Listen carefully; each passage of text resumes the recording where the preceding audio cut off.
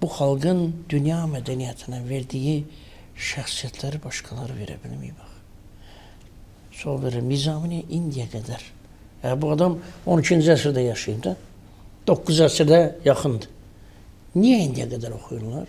İndi fikir verin, demək, bayaq adını çəkdim, Rüstəm Əliyev, bizim çox tanınmış şəxsşünas alimimizdir, nizamşünas alimimizdir. Onun 81-ci ildə nəşr etdiyi məqalələr toplusu var. Rus alimləri və yazıçıları Nizami Gəncəv haqqında rus dilindədir. Giriş sözünü öz yazıb. Orada Azərbaycan müəllifi yoxdur. O giriş sözündə bir fransıza istinad edir. Derbale. Deyir, o Nizamini əsərlərini oxuyandan sonra Avropalara, fransızlara müraciət edeyim.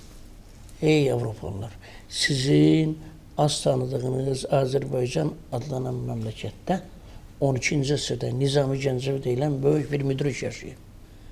O, insanlığın yaşayış formulasını verib.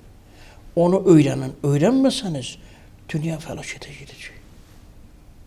İndi 12-ci əsrdə başqa xalqlar belə bir şəxsiyyəti yetişdiribmi?